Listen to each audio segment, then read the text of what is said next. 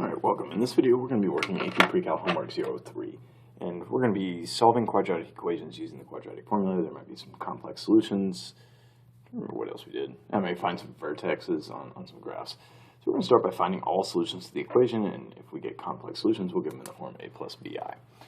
So if we're going to use the quadratic formula, we're going to need to have the degree 2 polynomial set equal to 0, and this one's already there. So I'm going to start with this, and I'm going to use the quadratic formula.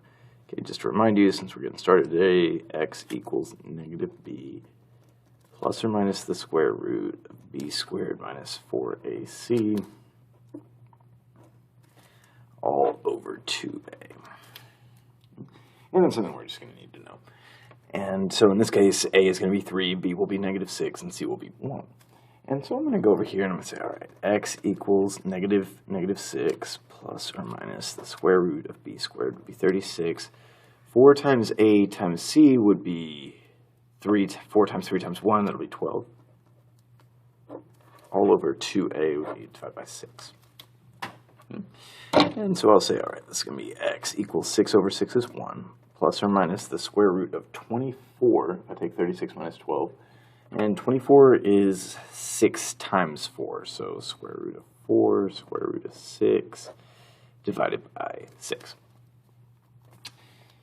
And then we know that the square root of 4 is 2, and we could reduce the 2 over 6 to be 1 over 3. So I'm going to say x equals 1 plus or minus, what's it, square root of 6 divided by 3. There you go. And then for b, it's not already set equal to 0, so I'm going to need to start by doing that. And so I'll say, all right, subtract 4x from both sides. So x squared minus 4x plus 20 equals 0. And so x will equal negative b, that would be positive 4, plus or minus the square root of b squared would be 16, minus 4 times 1 times 20, all over 2a, 2 times 1.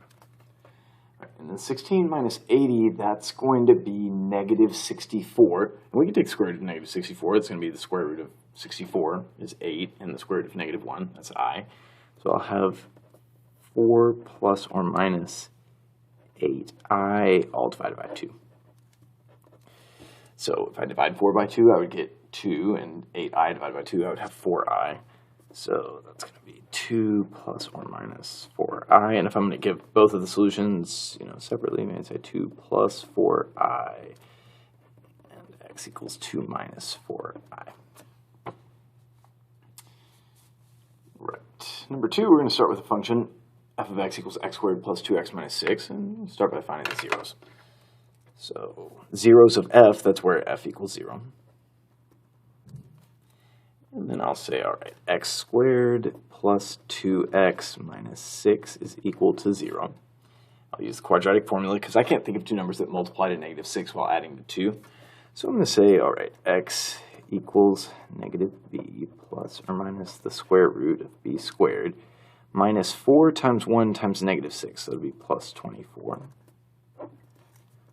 all over 2 times 1. So x equals negative 2 over 2 is negative 1 plus or minus, all right, 28. 28 is 7 times 4. So I could say, all right, I'm going to have, well, maybe I'll just keep it here. Square root of 7, square root of 4, divided by 2. And we know that the square root of 4 is 2, and that would be 2 over 2, which is 1. So I'm going to have negative 1 plus or minus the square root of 7.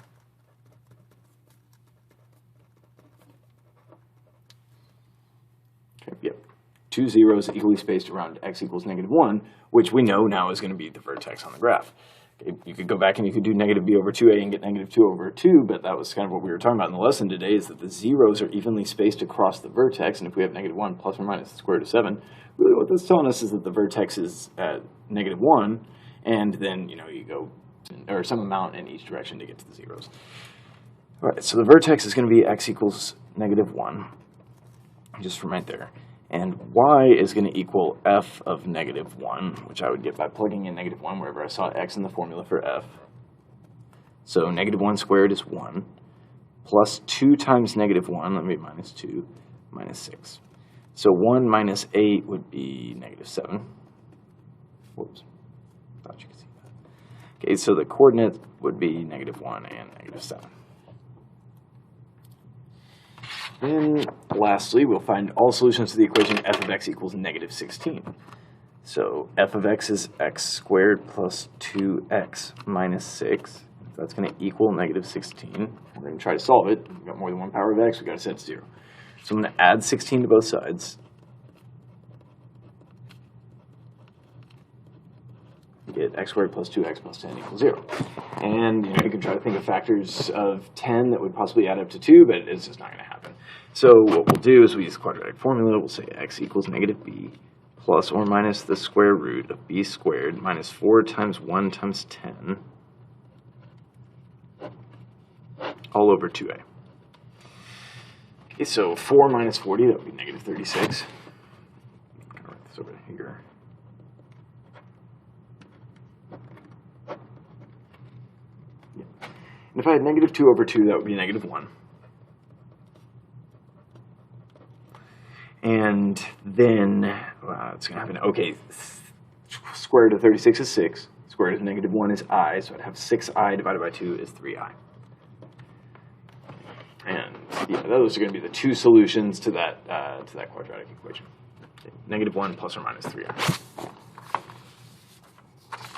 Next. All right, now h of x is going to be 2 times x minus 5 times x plus 3. We'll start by finding the x and y intercepts on the graph of h. So y-intercept, I'll start with x, that's easier. That's where x equals 0, and h of 0 is going to equal 2 times 0 minus 5 times 0 plus 3. So -10 to -30.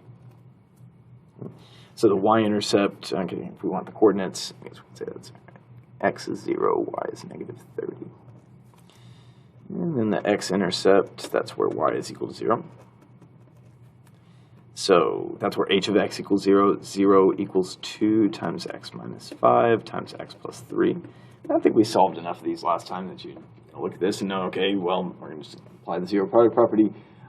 This whole product would equal 0 if x was equal to 5 here, or if x was equal to -3 there.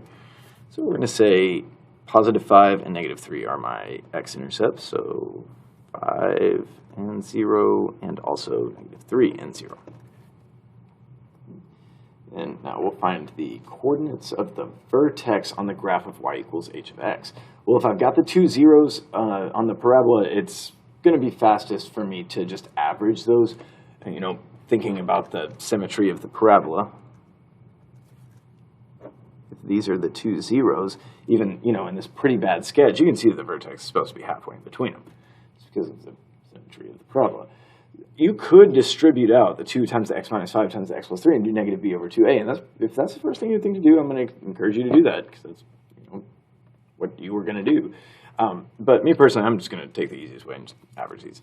So I'm going to say 5 plus -3 divided by 2, that's what x will be. And that would be 2 over 2, which is going to be 1.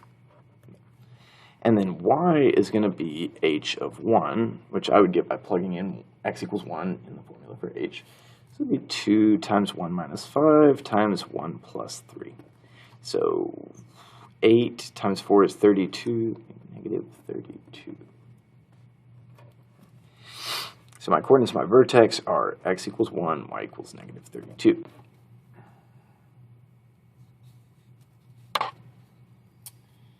And we'll solve the equation h of x equals -29. Feels like somehow probably going to be, no, there's going to be two solutions. Because we know that the graph goes all the way down to -32, so h of x does have to pass through -29 twice. So this is going to return two real solutions, I guess. And so I might as well just say, all right, 2 times x minus 5 times x plus 3. That's going to equal -29. And what we'll do is we will need to distribute this out so that we can set it back to 0 and factor and hope good things happen. So what we're going to do, I might distribute this out first and hold on to the 2 until later. I'm going to have an x squared. I would add these numbers, -2x. I would multiply these. Or you could do a box or foil or whatever you want. Have a change the right side, distribute that 2.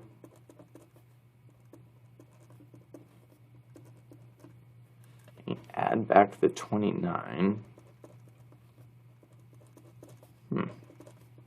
Interesting. Okay, if I tried to find two numbers that multiplied to 2 times 1 is 2 and added a -4, that would not go well, so I'm going to have to use the quadratic formula. X equals negative b plus or minus the square root of b squared minus 4 times 2 times 1 all over 2a. So we divide by 4. And, okay, so I have 4 over 4 is 1. Plus or minus the square root of 8 divided by 4. And I can't say that's going to be the square root of 2, right? Because that would be only if I was dividing by the square root of 4, right? So what I'm going to do is I'm going to simplify the square root of 8. 8 is 4 times 2. I've got plenty of room, so I can just get this over here. And the square root of 4 is 2. We don't have a square root of 2. We know it's just like 1 point something. And we're going to say, all right, what this is 2 root 2 over 2. Or 2 root 2 over 4. 2 root 2, this thing, divided by 4. I hoped it would look like. That's all right. 2 divided by 4 is a half, and I'm going to say x equals 1 plus or minus root 2 over 2.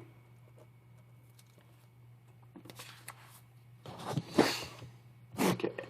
Now, for these, we're going to have complex solutions on both of these. So I'll say, all right, 18x squared plus 2 equals 0. Let's try to get at that x squared, because there's only one power of x. So I'm going to solve that directly. Subtract 2 from both sides. Divide by 18. Okay, negative 2 over 18, that's the same as negative 1 over 9. Okay, and now I'm going to take the square root of both sides, and that'll bring in a plus minus.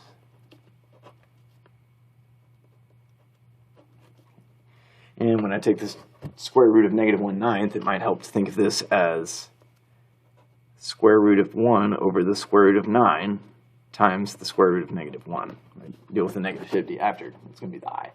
And so we'll have square root of 1 is 1, square root of 9 is 3. And so what's happening here is I've got 1 over 3i and negative 1 over 3i.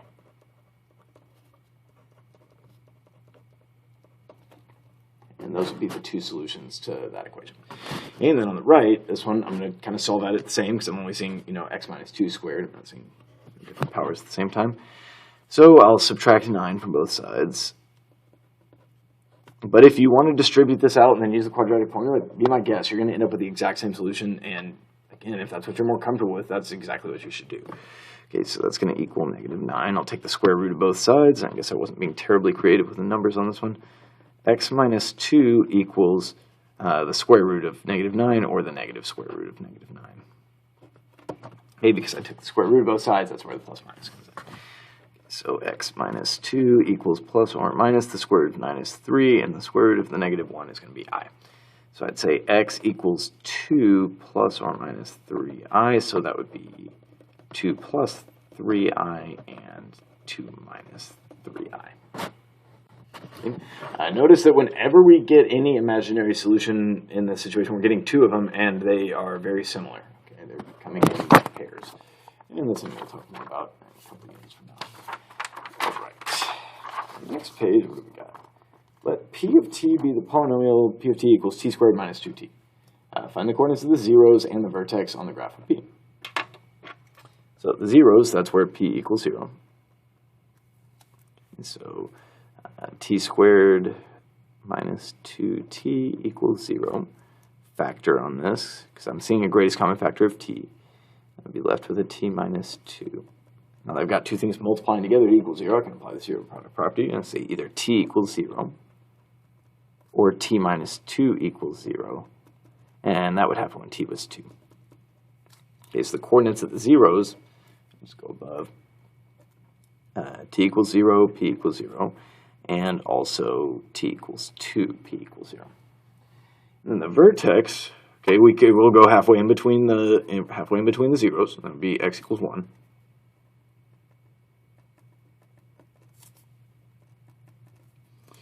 And I guess that would be t equals 1. Pardon me. And then p of 1 would be like the output, or what you would think of as the y coordinate. I'd plug in 1 wherever I saw t in the formula for p, so it would be 1 squared minus 2 times 1. 1 minus 2, that's negative 1. So the coordinates of the vertex would be 1 and negative 1. And then we'll find all solutions to the equation p of t equals negative 26. Okay, yeah, that's not going to factor, right? Okay, but that's probably good. Yeah, I'm going to switch the color here. So p of t is t squared minus 2t. And that's going to equal negative 26 for us. So we'll set it to 0 by adding 26 to both sides. And then I will try to factor. I'm thinking 26 and 1, 13 and 2. Neither of these are going to be able to add up to negative 2. That's not going to work. So I'll use the quadratic formula. In this case, it'll be t equals negative b plus or minus the square root of b squared is 4 minus 4 times 1 times 26.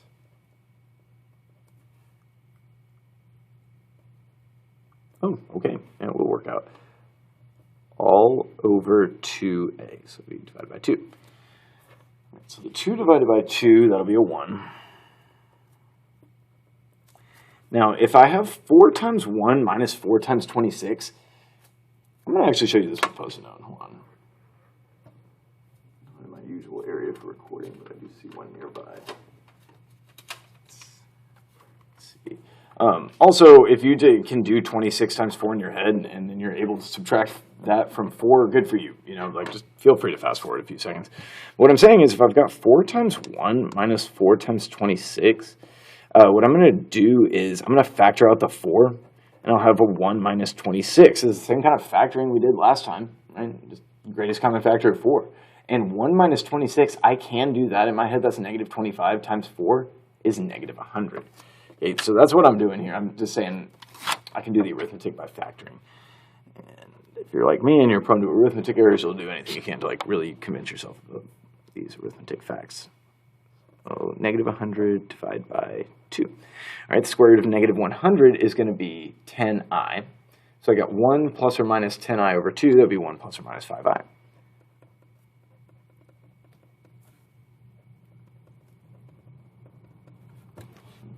And those would be all of the solutions to the equation. And find the solutions to the equation p of t equals negative t squared minus 1. Hold on. Okay, I think this is also going to return a complex solution.